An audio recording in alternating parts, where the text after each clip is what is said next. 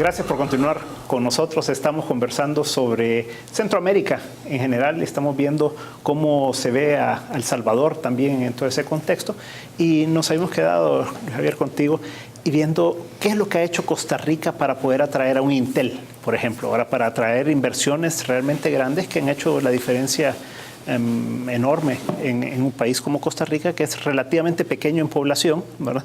Y que esto, pues, una inversión de este tipo genera una inversión en capital humano, además, ¿verdad? Que es importante. Pero ¿cómo ha hecho Costa Rica para atraer? ¿Cuáles son las 3, 4 cosas importantes que ha hecho Costa Rica que tal vez no hemos hecho otros países en Centroamérica? Sí, bueno, yo creo que el tema de inversión extranjera viene por una de dos razones, o porque viene a un mercado grande y entonces existe coyunturas particulares, por ejemplo, en los 90 cuando vinieron las aperturas en telecomunicaciones, etcétera, que trajeron inversiones enormes aprovechando esa coyuntura para poder atacar un mercado, o cuando un país se posiciona como un atractor de inversión porque ese país es una buena base para exportar. En el caso de Costa Rica, claramente es el segundo, porque es un mercado interno relativamente pequeño y lo que tiene y lo que le ha vendido al mundo es precisamente lo que hablábamos antes, un concepto de estabilidad, un concepto de seguridad, un ejecutivo extranjero con mucha facilidad y felicidad, inclusive se quiere mover a Costa Rica, y esa estabilidad es importante. Segundo, que ya lo habíamos mencionado antes, el tema del capital humano. Y vender muy bien en el exterior que tenés un capital humano que tiene un buen valor. O sea, que lo que te da ese capital humano comparado con el costo de ese capital humano es positivo para la empresa. Y después requiere una vitalidad y fuerza de sus líderes para atraer la inversión. Intel es realmente un caso excepcional. Realmente Costa Rica es antes y después de Intel. Intel acaba de cumplir 15 años de estar en Costa Rica y representa más del 20% de las exportaciones del país es por Intel, y eso tomó el liderazgo de un presidente de la República, que en ese momento era don José María Figueres, que dijo: Costa Rica tiene que tener una planta de Intel a nivel mundial, y se lo tomó casi que como su proyecto de gobierno. Una vez que una empresa como Intel se establece en el país, eso sirve como un magneto, porque hay un efecto demostrativo, y las empresas en el mundo se mueven en clústeres y tratan de entender qué está haciendo el otro y adivinar por qué lo está haciendo, y muchas veces lo siguen. En el caso de Costa Rica, después de que Intel se establece en el país, se toma además una directriz de Estado de enfocarse en 3 clústeres específicos. El de electrónica, dado que Intel ya estaba ahí. Luego nos dimos cuenta que había una capacidad humana especial en el tema de medical devices, de implementos para la industria médica. Y tercero, el de servicios compartidos, call centers, etcétera, para empresas grandes a nivel mundial.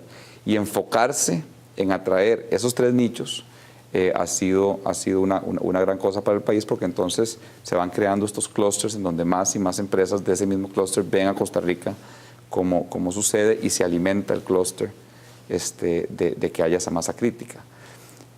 Hay un componente además que es una alianza público-privada en temas de inversión extranjera, que el Estado ayuda a traer inversión extranjera, pero hay una organización que es del sector privado que trabaja junto con el Estado en hacer esa atracción. Y esa organización no solo atrae la inversión, sino que vigila porque el clima de inversión sea el adecuado. Y esas son, digamos, recetas importantes que ha hecho que en los últimos 20 años Costa Rica se haya convertido, como dije anteriormente, en ese exportador, digamos, segundo más grande per cápita en el mundo. Y además pasando de una economía en donde el 60% más o menos era agrícola, a una economía en donde hoy la agricultura es nada más el 13% de la economía, aunque exportamos más cosas agrícolas hoy que antes, pero la importancia relativa ha bajado considerablemente. Llama la atención que Costa Rica ha sido una economía mucho más estatal, llamémosle así, en cuanto a bancos, telefónicas, electricidad, sectores fundamentales, ¿verdad? Que nuestros países restantes en Centroamérica privatizamos. Ahora se ve una apertura en el sector, por ejemplo, de telecomunicaciones, creo que también el de seguros, ¿verdad? Así es. Entonces, ¿cómo les está yendo ahora con esta apertura? Sí, en realidad el país tuvo un modelo, digamos, bastante socialista en los 50 en adelante, socialista, digamos, centroeuropeo, ¿no? En donde había una gran cantidad de industrias que eran propiedad del Estado. Creo que eso en su momento pudo haber tenido un efecto importante en la cobertura de los servicios. Hubo una inversión importante en que el 99.9% de la población tiene luz eléctrica, tiene cobertura de teléfono, etc. La banca también tuvo un efecto desarrollista importante en el sentido de tratar de democratizar, digamos, el acceso a esos fondos.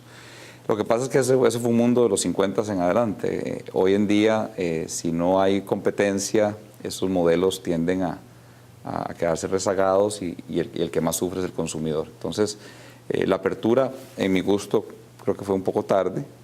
Es un país que le cuesta tomar decisiones en donde hay cambios. Es el único país del mundo. Yo creo que tuvimos que ir a un referéndum para tratar de hacer un tratado de libre comercio con Estados Unidos, cuando todos los países lo que queremos es tratados de libre comercio con Estados Unidos, y ganamos por la mínima. Claro. Entonces es un país que toma las decisiones de forma lenta, pero que creo que ya se están dando esos pasos. El Tratado de Libre Comercio con Estados Unidos no solo era un Tratado de Libre Comercio con Estados Unidos, sino que traía, en el caso de Costa Rica, un capítulo de ruptura de monopolios estatales. Entonces, eso trae la apertura en telecomunicaciones. Tenemos ahora 3 operadores y lo que ha pasado en los demás países se está dando ahora. Una inversión importante en ese sector y además una dinamización de las telecomunicaciones que al final del día también tiene un efecto multiplicador en el resto de la economía. Perfecto. En Guatemala es una economía mucho más grande que el resto de economías de Centroamérica, tal vez a veces hasta 2 o 3 veces el tamaño de algunas de las nuestras. Y esperamos siempre el ver ese resurgir de Guatemala, pero con una fuerza mayor, porque Guatemala nunca ha tenido una gran caída, pero tampoco ha tenido un boom al estilo 10% de crecimiento. ¿Tú cuál es la expectativa que tenés ahora que hay un cambio y que se genere esta confianza que tú mencionabas, que hay mayor confianza en Guatemala? Bueno, yo creo que Guatemala le ha costado mucho a la estabilidad macroeconómica que hemos logrado tener. Tenés toda la razón, estamos creciendo muy pobremente. Nunca caímos, de los pocos países que no caímos durante la recesión del 2008-2009, pero lo que creo que nos ha faltado tal vez alineamiento y trabajar juntos en los temas importantes de desarrollo. Y creo que la esperanza es que se puede lograr ese trabajo realmente de alinear el esfuerzo público y privado también. Tenemos también la población más grande de Centroamérica y algunas brechas importantes que cubrir. Hemos tenido también desafortunadamente desastres naturales que se han llevado muchos recursos y el manejo de los recursos no ha sido el más transparente tampoco, que es un tema muy grande y muy importante, cierta polarización por el tema de la transparencia gubernamental y todo el tema de las tasas impositivas, etcétera, que creo que hemos perdido tiempo valioso tratando de nuevo, a tu punto, Carlos, de defender instituciones y trabajar en esa fórmula. Pero sí comparto contigo que Guatemala tiene un gran potencial. Las exportaciones de productos no tradicionales han crecido importantemente. Creemos que ese es un camino muy grande, muy importante. Temas como encadenamientos productivos en el área rural, en donde tienes no solo para consumo interno a través de programas, sino que también para exportación. Y creemos que por ahí debe de haber mucho de ese trabajo de desarrollo. Guatemala también tiene una economía bastante diversificada, en donde tú tienes industrias grandes en diferentes tipos de productos. También la agricultura, que es muy importante siempre en nuestra región, no es tan pesada como lo es en otras partes, en otras economías pequeñas. Entonces, tenemos mucho de dónde jalar y lo que toca, creo yo, es trabajar en planes de largo plazo, en que el gobierno se dé cuenta que los mensajes que se mandan al mundo son importantes. Es el mensaje de invitar a los inversionistas a través de estabilidad, de confianza, de hacer lo que dices que vas a hacer. Recientemente tuvimos al ministro de Economía yendo a hablar con las empresas como Fitch y Standard & Poor's que manejan todo el tema de riesgo país, y me contaba el ministro que eran años que no íbamos a hablar con las calificadoras de riesgo. Eso para un país es increíble, en donde no estás contando tu historia, no estás contando lo bueno que se ha logrado, porque claro que se logra mucho, a veces somos muy rápidos a escuchar y discutir lo malo, lo negativo, y a veces cuesta un poco discutir lo positivo. Entonces creo que hay una gran oportunidad y ojalá pues que se cree una viada. También nos ha fallado el tema de la seguridad, que es un tema muy importante que creemos que hay que trabajar en él. A los inversionistas eso les da un poco de miedo y vemos con buenos ojos que el gobierno del presidente Otto Pérez lo está tomando muy en serio y como una de las prioridades de su gobierno. Así que estamos confiados de que hay de dónde. Ahora es ver cómo logramos trabajar juntos. Veíamos con unos empresarios de Fundesa hace algunos días también que se habían propuesto como metas específicas de cómo mejorar los indicadores del doing business, de competitividad, o sea, poniéndose meta, ¿verdad? ¿Es esa una forma que crees que puede servirle a otros países también? Creo que sí. La verdad es que uno a veces quisiera jugar con las reglas que uno quisiera tener, pero las reglas del juego internacional son las reglas del juego internacional. Y si tú ves, los índices de doing business son muy específicos. Y creo que este gobierno ha tomado una buena decisión al abocarse a esos temas.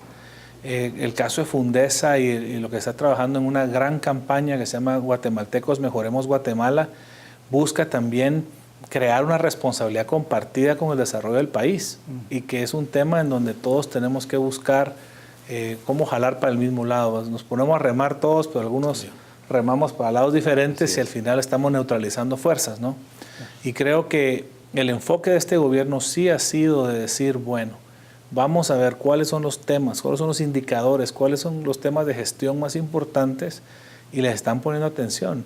De hecho, estaba yo con el comisionado presidencial para la competitividad, que me decía que en tan solo 4 o 5 meses habían logrado eliminar de unos procesos administrativos hasta 15, 18 pasos que no generaban valor, que lo que hacían era simplemente permanecer en un ambiente burocrático. Entonces hay cosas que con buena voluntad se logran y pues nos entusiasma ver ese esfuerzo. Ya sobre el ver que hay un comisionado por la competitividad, ya dice bastante del énfasis que se quiere hacer ahí, ¿verdad? Seguro. Tal vez a regresar de los comerciales justamente, Carlos, a mí me llama la atención de Nicaragua, como esa relación con Venezuela, ¿verdad? Y esa retórica, pero por el otro lado siendo uno de los países que más atrae inversión hoy en Centroamérica, porque también genera ciertas condiciones. Después de esos comerciales, cuéntanos un poco de cómo es que han logrado eso que parece contradictorio hasta cierto punto. Vamos a platicar de eso. En un momento estamos de nuevo con 361 grados.